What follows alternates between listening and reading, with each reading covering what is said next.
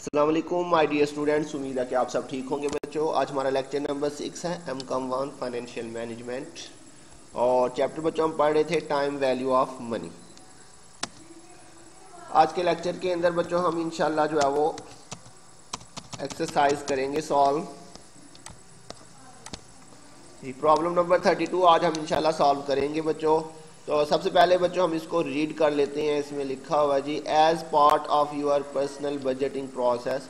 अच्छा बच्चों, हर क्वेश्चन के अंदर आप देख रहे हैं हम प्रेजेंट वैल्यू फ्यूचर वैल्यू ही निकाल रहे हैं। तो असल बात जो होती है वो डाटे को समझने की होती है। बाकी हर क्वेश्चन में हम यही दो चीज़ें निकाल रहे हैं, प्रेजेंट वैल्यू फ्यूचर वैल्यू। तो जी बच्चों उसमें कहा हुआ जी as part of your personal budgeting process you have determined that in each of the next 5 year you will have budget shortfalls। जी बच्चों वो बता रहा है कि आपने अपने 5 साल की बजटिंग की है, एस्टिमेशन लगाई है और आपने देखा कि आने वाले 5 सालों के अंदर आपको जो है ना वो हर साल इतना बजट शॉर्टफॉल होगा, मतलब इतने पैसों की आपको हर साल जो है वो कमी हो जाएगी। ठीक हो गया, मतलब जितने आपके खर्चे हैं, आपकी इनकम जो है वो 5,000 4,000 6,000 10,000 3,000 इन सालों के अंदर आपकी इनकम जो है वो इतनी क्या हो जाएगी, कम हो जाएगी। बजट शॉर्टफॉल ये मतलब है बजट शॉर्टफॉल, समझ लग गई? मतलब आपके एक्सपेंस ज़्यादा हो जाएंगे, आपके इनकम कम हो जाएगी। In other words you will need the amount shown in the following table at the end of given year to balance your budget. तो बच्चों कह रहा है कि दूसरे वर्ड्स में अगर हम बात करें तो आपको हर साल के एंड पे इतने पैसों की जरूरत होगी ताकि आप अपने बजट को जो है वो फुलफिल कर सके। ठीक हो गया, बैलेंस कर सके, बैलेंस योर बजट। तो सिंपल वर्ड्स में आपको हर साल के एंड पे इतने पैसों की जरूरत है। सिंपल इतना बस याद रखें। ठीक हो गया, आपको हर साल के एंड पे इतने पैसों की जरूरत है। This is to make inflow equal outflow. चलिए कह रहे you expect to be able to earn 8% on your investment. अगर आप इन्वेस्टमेंट करते हैं तो बच्चों कह रहा, अब देखिए बच्चों हमें ये आने वाले सालों के अंदर ये पैसों की ज़रूरत है, तो उसके लिए हमें क्या करना पड़ेगा, हमें आज कुछ इन्वेस्टमेंट करनी पड़ेगी। अच्छा बच्चों, इन्वेस्टमेंट जो है वो हमेशा हम जो है वो स्टार्ट में करते हैं, अंडरस्टूड है। आज हम इन्वेस्टमेंट करेंगे तो आने वाले सालों में हमें उस पर क्या मिलेगा, इंटरेस्ट मिलेगा। तो कह रहा you expect to be able to earn 8% on your investment. तो कह रहा है अगर आप इन्वेस्टमेंट करते हैं कहीं पे तो आपको बच्चों उस पर कितना इंटरेस्ट मिलेगा, 8% ड्यूरिंग द नेक्स्ट 5 ईयर। अगले 5 सालों के अंदर आपको अपनी इन्वेस्टमेंट पे 5 सालों के अंदर 8% जो है वो इन्वेस्टमेंट मिलता रहेगा। And wish to fund the budget shortfall. और बच्चों वो जो आप इन्वेस्टमेंट करेंगे वहाँ से जो आपको क्या मिलेगा, इंटरेस्ट मिलेगा। आप उसकी मदद से अपने बजट शॉर्टफॉल को जो है वो क्या कर सकती हैं, फंड कर सकती हैं, मतलब उसको पूरा कर सकती हैं over the next 5 year with a single amount. जी बच्चों इन्वेस्टमेंट आज आपने एक सिंगल अमाउंट जो है वो इन्वेस्ट करनी है। ठीक हो गया, कह रहा जी how large must the single deposit today into an account paying 8% annual interest. जी बच्चों बिल्कुल सिंपल क्लियर उसने यहाँ पे पूछा हुआ है। कह रहा how large must the single deposit today. कह रहा हमें आज टुडे कितनी जो है वो एक सिंगल अमाउंट जमा करवानी पड़ेगी जिस पे हमें 8% इंटरेस्ट मिलता रहे, to be provide for full coverage of the anticipated budget shortfall, ताकि हमारा ये जो बजट शॉर्टफॉल है इसको हम क्या कर सके, पूरा कर सके। तो बच्चों देखिए बिल्कुल सिंपल उसने कहा हुआ है सिंगल डिपॉजिट टुडे, आज हमें कितने पैसे जमा करवाने पड़ेंगे। तो जी बच्चों क्या इसमें हमने कैलकुलेट करना है, प्रेजेंट वैल्यू हमने निकालनी है बच्चों इन्वेस्टमेंट की, कि हम कितने पैसे आज इन्वेस्ट करें कि हमें आने वाले सालों के अंदर इतने पैसे जो है वो मिलते रहे। तो बिल्कुल सिंपल है बच्चों, ये मिक्स स्ट्रीम है।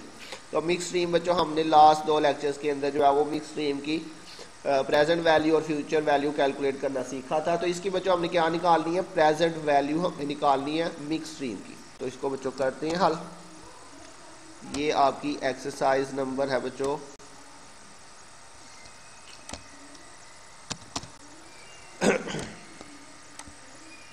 4.32। तो सबसे पहले बच्चों हम इसका डाटा जो है वो अरेंज कर लेते हैं, उसके बाद जो है वो हमारे लिए बिल्कुल इजी होगा। तो इसमें हमें बच्चों बल्कि डाटा अरेंज करने की जरूरत नहीं, इसमें हमें टेबल बनाना है। तो डायरेक्टली मैं टेबल में वैल्यूज पुट करता हूँ। इसमें पहला कॉलम बच्चों हमारे पास एंड ऑफ ईयर, फिर एन का हमने कॉलम बनाया था, कैश फ्लो, इंटरेस्ट फैक्टर और फिर इसकी प्रेजेंट वैल्यू। जी बच्चों ये हमने टेबल बनाया था लास्ट लेक्चर्स के अंदर भी।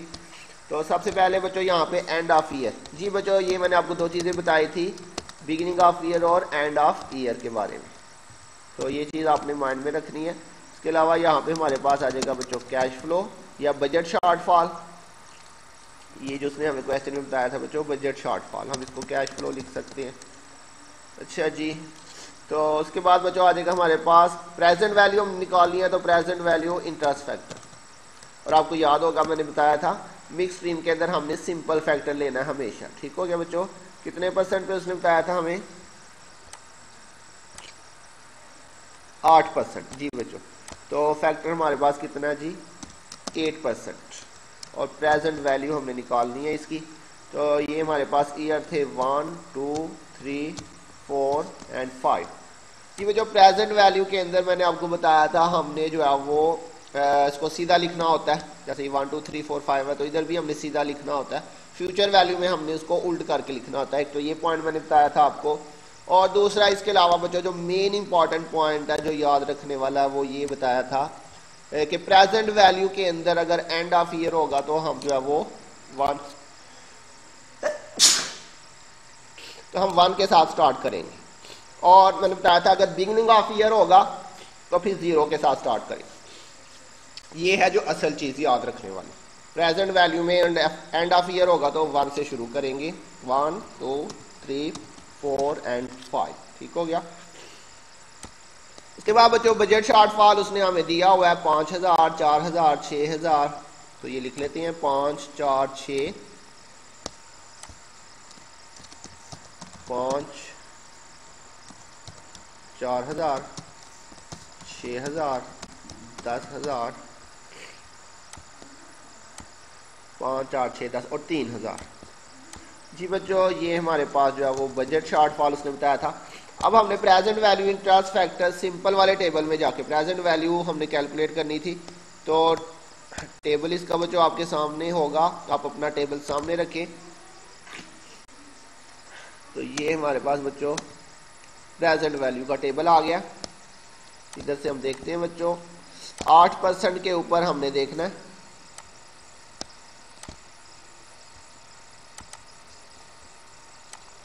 तो बच्चों ये देखिए जी 8% के ऊपर ये हमारे पास प्रेजेंट वैल्यू इंटरेस्ट फैक्टर का टेबल है। 8% के ऊपर ये आ रहा है 0.926 0.926। जी बच्चों उसके बाद हमारे पास है जी नेक्स्ट 0.857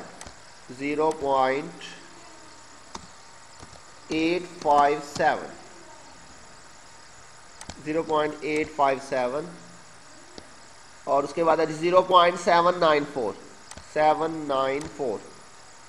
0.794।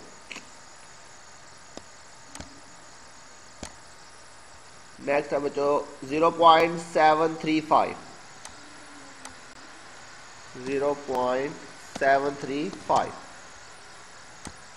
और उसके बाद बच्चों नेक्स्ट है जी 0.681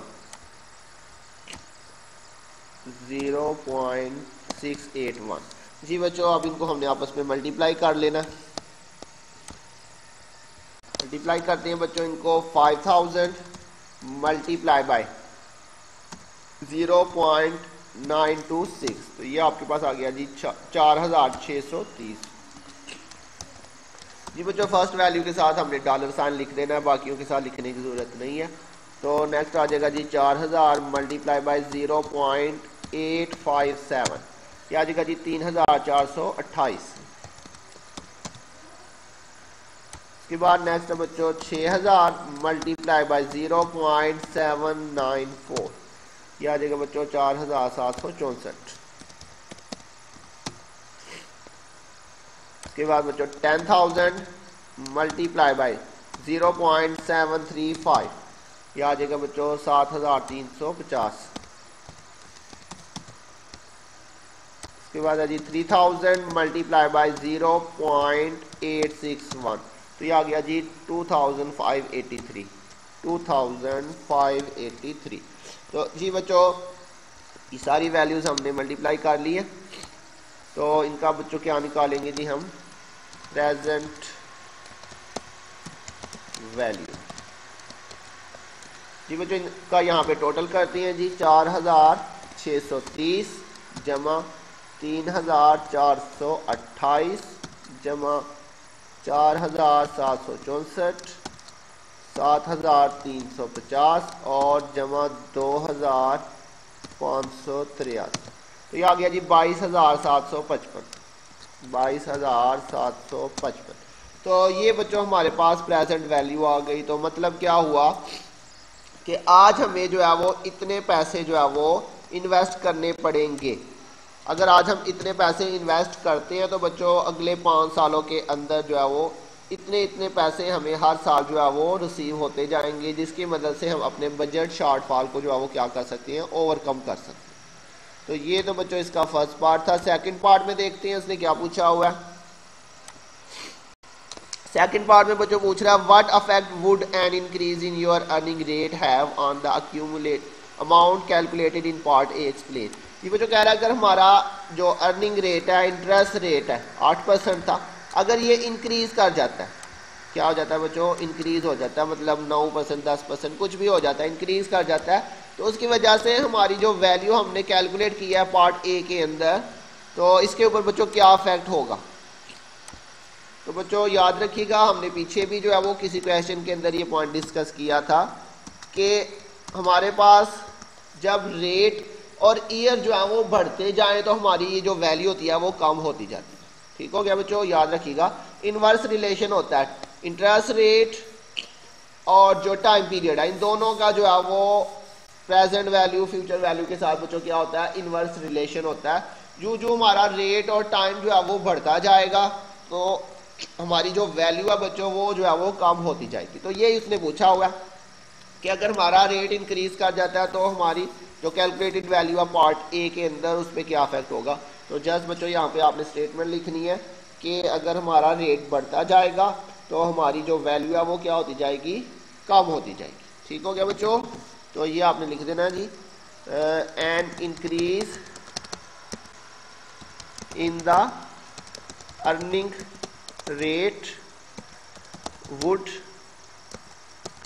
reduce the amount calculated in part A। जी बच्चों, तो अगर रेट बढ़ता जाएगा तो हमारा जो वैल्यू है वो कम होती जाएगी। जो उसने ये भी कहा था कि वाई, इसकी रीज़न क्या। तो बच्चों देखिए, अगर हमारा रेट बढ़ता जाएगा तो हमारी अर्निंग बढ़ती जाएगी ना, रेट बढ़ता जाएगा तो हमारा जो इंटरेस्ट है वो बढ़ता जाएगा। तो बच्चों इसका मतलब है कि जब हमें ज़्यादा इंटरेस्ट मिल रहा है, इंटरेस्ट रेट हमारा बढ़ गया, इसका मतलब हमें आज कम पैसे जमा करवाने पड़ेंगे। सिंपल सी लॉजिकल सा ये पॉइंट है कि फॉर एग्जांपल आपको जो है ना वो 5% इंटरेस्ट मिल रहा है और आप 10,000 रुपया जमा करवा रहे हैं। फॉर एग्जांपल हम अज्यूम कर रहे हैं 10,000 रुपया आपने आज जमा करवाना है जिसपे आपको 5% इंटरेस्ट मिल रहा है। तो बच्चों अगर आपका इंटरेस्ट रेट बढ़ जाता है तो आपकी अर्निंग बढ़ जाएगी।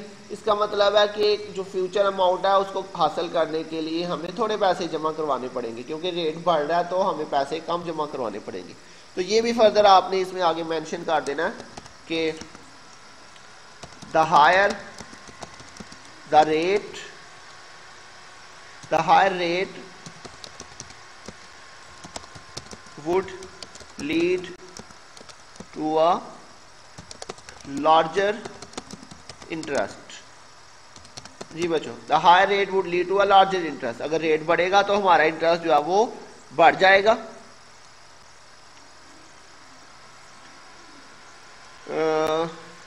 Larger interest on the investment,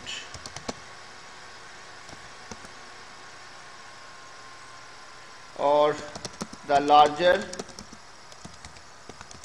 interest will permit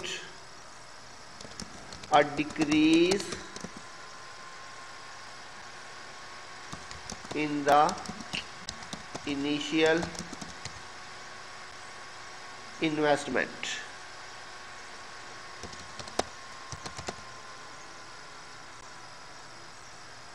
ठीक हो गया बच्चों, तो जी the larger interest will permit a decrease in the initial investment. तो इतना ही काफ़ी, आप इसको अपने वर्डिंग में भी लिख सकते हैं।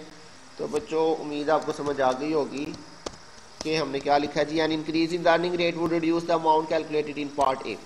तो ये पॉइंट तो बिल्कुल सिंपल है कि अगर हमारा रेट बढ़ता है तो हमारी वैल्यू जो है वो क्या होती जाएगी, कम होती जाएगी। इसको तो आपने वैसे ही याद रखना है। इसकी रीज़न क्या है बच्चों, the higher rate would lead to larger interest. Rate बढ़ेगा तो इंटरेस्ट जो है वो हमारा बढ़ता जाएगा। तो the larger interest will permit a decrease in the initial investment. तो बच्चों अगर हमें ज़्यादा इंटरेस्ट मिल रहा है तो इसका मतलब आज हमें थोड़े पैसे जमा करवाने पड़ेंगे, थोड़े पैसे जमा करवाएंगे, उसमें ज़्यादा इंटरेस्ट मिलेगा तो हमें जो है वो अपनी जो शॉर्ट फॉल है वो हमारा कंप्लीट हो जाएगा। तो बच्चों आपने अपना होमवर्क जो है वो करके उसकी पिक मुझे जो है वो डेली बेसिस पे सेंड करनी है। बच्चों मैंने आपके लास्ट लेक्चर्स देखे थे, एक लेक्चर पे मैंने देखा था तो सिर्फ 8 जो है ना वो बच्चों ने अटेंडेंस लगाई हुई थी। और दूसरा बच्चों अटेंडेंस लगाते वक्त आपने अपना नाम मेंशन करना है। कुछ बच्चों में मैंने देखा था उन्होंने सिर्फ लिखा हुआ था डन। तो बच्चों मुझे क्या पता लगेगा कि किसने कमेंट किया। तो बच्चों डन लिखने की ज़रूरत नहीं है, आप जो है ना अपना नाम लिखा करें तो आपके नाम से जो है वो आपकी अटेंडेंस मार्क होगी। तो बच्चों पीछे आपने जितने भी लेक्चर सुने हुए हैं तो वहाँ पे जाके सारे बच्चे जो है ना वो अपना नाम मेंशन करें ताकि मैं आपकी वहाँ से अटेंडेंस मार्क कर सकूँ। और लास्ट लेक्चर मैंने देखा था सिर्फ 8 बच्चों ने लेक्चर लिया हुआ था, जबकि आपकी क्लास में 12 से 13 बच्चे हैं। तो जो बच्चे लेक्चर नहीं ले रहे बच्चों उनकी अटेंडेंस मार्क नहीं होगी, एब्सेंट मार्क होगी। तो बच्चों अपना लेक्चर जो है ना वो डेली का डेली लिया करें और अपना होमवर्क भी आपने डेली बेसिस पे मुझे सेंड करना है। और इसके अलावा बच्चों जब कॉलेज ओपन होंगे तो जितना भी आपका होमवर्क है वो उसके साथ साथ जो है वो आपका आपने लेके आना है और वो कंप्लीट होमवर्क आपका चेक हो। तो उम्मीद है बच्चों आपको समझ आ गई होगी। अगर किसी पॉइंट की समझ नहीं आई तो आप बच्चों मैसेज में ग्रुप में पूछ सकते हैं, इंशाल्लाह मैं आपको एक्सप्लेन कर दूंगा। अपना ध्यान रखिएगा, बहुत जल्द मिलेंगे नेक्स्ट लेक्चर के साथ। तब तक के लिए अल्लाह हाफिज़।